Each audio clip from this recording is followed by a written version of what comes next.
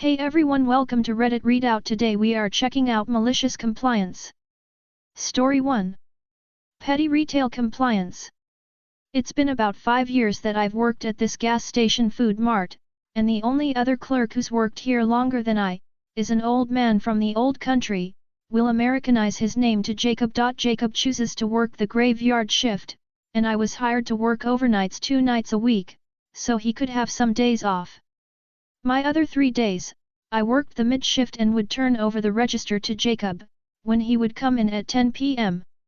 In the beginning, Jacob and I would chat a bit before I would go, which meant mostly listening to Jacob complain about how he does so much, and works so much harder than everyone else. I could understand that since on the graveyard shift, there were fewer customers, so the night clerk had to do more cleanup and maintenance around the store, but I really think Jacob liked working alone, where he could be his own boss. About 2 years ago, the store got a new manager, who happened to be a very pretty, but smart, young lady.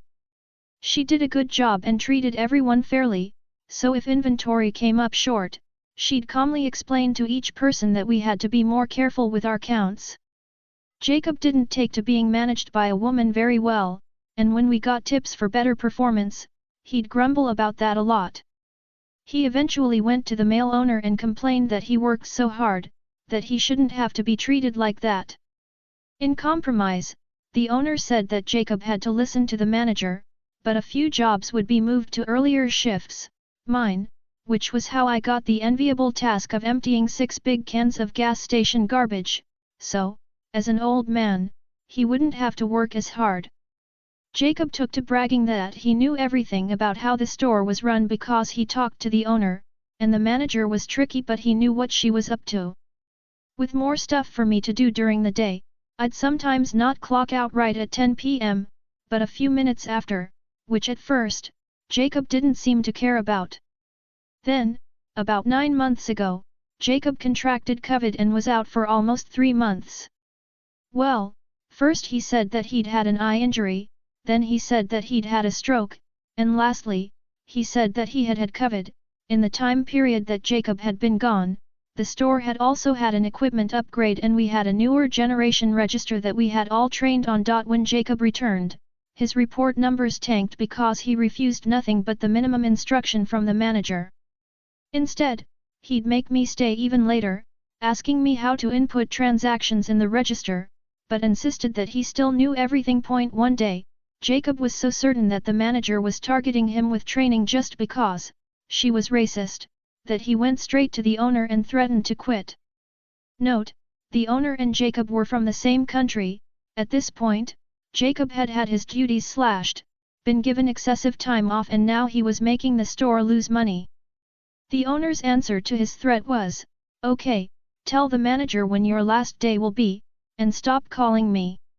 Well, naturally, Jacob was just bluffing and didn't leave the job, but he had to have yet another concession to satisfy his control issues, so he demanded that I be clocked out and end my shift not a minute later than 10 p.m.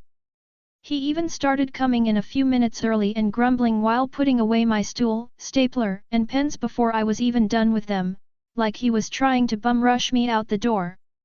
Okay, if that's the way he wanted it.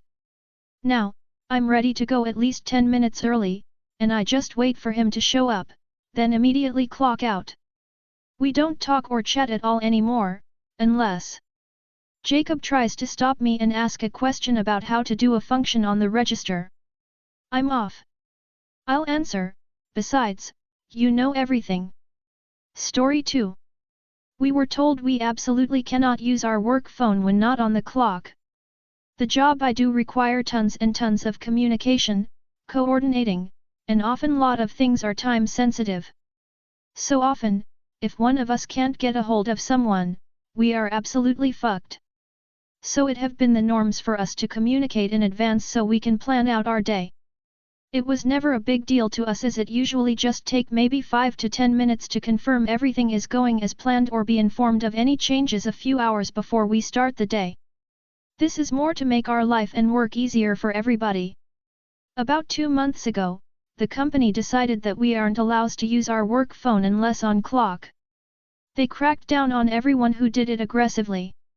The supervisors and managers would even call or send a text to employee when they aren't on the clock just to test us. Anyone who replied would be written up. No matter how much we complained, they refused to budge or listen at all. They get the final saying. Grudgingly we all agreed to follow the policy. No surprise, everybody decide to just stop replying their phone as soon as their shift is over. Surprise, surprise! Nearly everybody have been late pretty much every day. A lot of appointments have been missed. Tons of mistakes have been made because nobody was able to get the answer they need.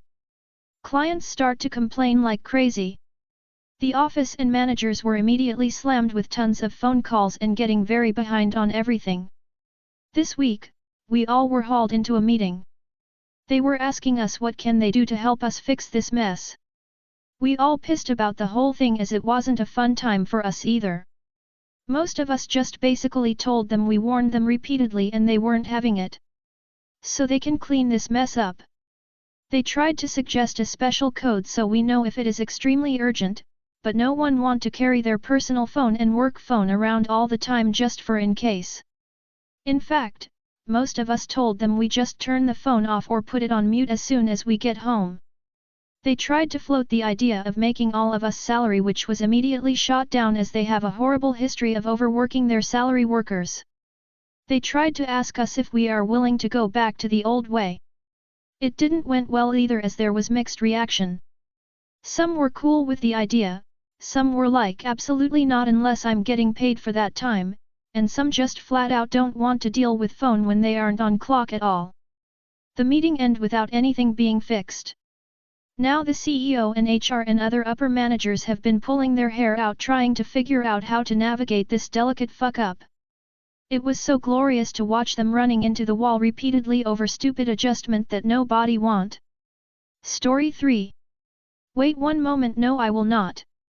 I work at a pet store. This story happened a year or so ago. One of the opening the store routines is to scoop out any deceased fish that died overnight. We then bring them to the back to put in a freezer. I had just finished scooping deads and saw that another worker had left the previous day's dead fish in the sink still. So, I begin to bring the bags off of the sales floor, since they reek of decomposing fish.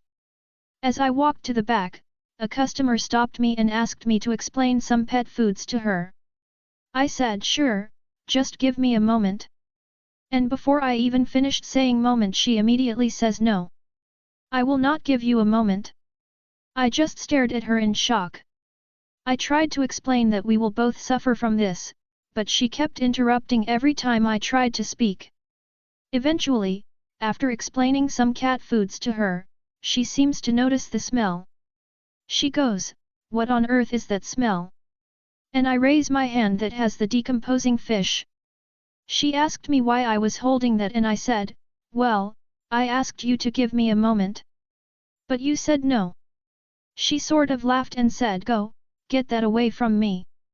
Not the craziest story, but I think it counts as malicious compliance. Story 4. Don't even think to talk to you sure. This morning, I went out for a nice breakfast and coffee at a cafe located in a square with my female friend. I sat outside to enjoy the most of such a beautiful day. Halfway through, I went to a toilet and there was a queue. I was pushed by someone behind and as result, I bumped into the girl in front of me. She turned around and gave me an angry look. I quickly told her I was sorry and someone pushed me from behind. People behind me quickly denied it and it seemed to become very weird, so I moved back to avoid conflict. A couple standing nearby told her about the incident, but she insisted it was me trying to hit on her as the group again denied and told the couple to mind their own business. When she walked back out, she threw me a disgusted look. I didn't want to make a scene, so I just ignored her. When I came back to my table, I told my friend about the incident. The girl stood up to go inside for something.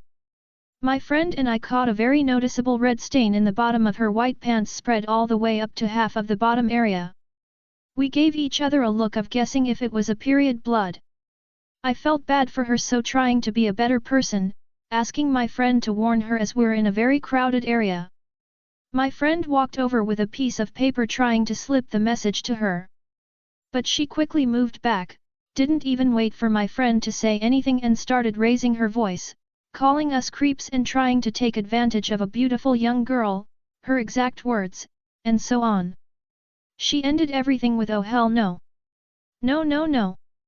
You stay away from me. You and your disgusting friend. I don't want to hear anything from you. Don't ever try to talk to me, you pieces of shit. Go away or I will call the police." My friend was shocked but simply complied, returned to our table. The guy of the couple in the toilet incident was sitting near us and told us that let her embarrassed herself. She went straight inside to find the manager trying to get us kicked out. The manager came outside to talk to us. We all, including the couple, gave our side of the event and demanded to check CCTV footage. We all walked back in and bam! There it was. Me being pushed. Me minding my own business the whole time. And there she was, walking in and out several times with her period blood all over her pants. My friend showed them the note. She was embarrassed and tried to twist the guilt to us and excuse how it's normal for her to act that way. Not even a sorry or anything. After we cleared our name, the manager apologized. We left right after that. On the way out, we all laughed as we saw the girl trying to walk and cover her butts with her purse. Story 5. MaliciousCompliance Oprah style. This story answers the question, what's the most horrible smell you've ever smelled? When you hit your mid-40s, your brain gets, well, weird. I was reading a story about dead fish and instantly got brought back to a story I had long since forgotten, back in the recesses of my withering mind.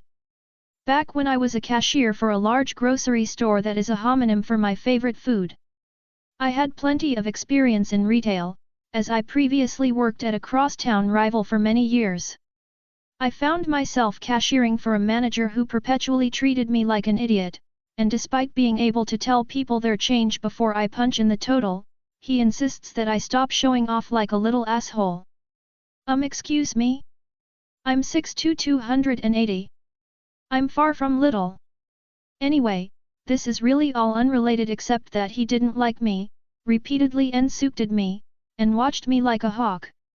I was scanning groceries for some resting confused-faced lady who looked at the screen after every scan as if she just arrived on the planet. I finally get to a stack of cat food cans that looks suspiciously stuck together. I used to stock groceries, and have seen this before, cat food cans damaged and get stuck together. My old boss said to scan if we can, his stupid joke lol, and toss in the bin. That's all the training I ever received. So anyways, manager hates the world is bagging, the lady is looking like she's studying the particles in the air, and I take the double can and put it off to the side to get ready to call for a replacement. Before I could say a thing, the lady gets huffy and says to just separate the cans, don't be an idiot. This got the attention of manager HTW as he says, you heard her, separate the cans. Okay. You get some MC, you get some MC, everybody's going home today with some MC. I saw that the token was expired. I knew that this wasn't going to be good. Even cat food cans that weren't expired were gross when they got stuck together.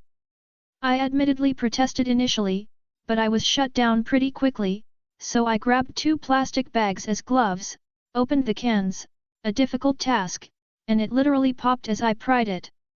The most disgusting looking, smellings hit permeated the air. We shut down my lane. Confused lady is now grossed out lady covered in what used to be cat food. She just leaves.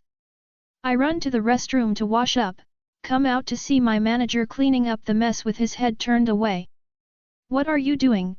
Help me. Oh, I'm sorry, I'm highly reactive to horrible smells. I reply. This isn't normally true, but for this particular smell, I just couldn't.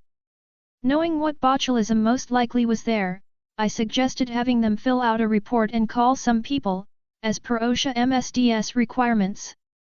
Things eventually got cleaned up, and valuable lessons about health and safety were learned by all that day.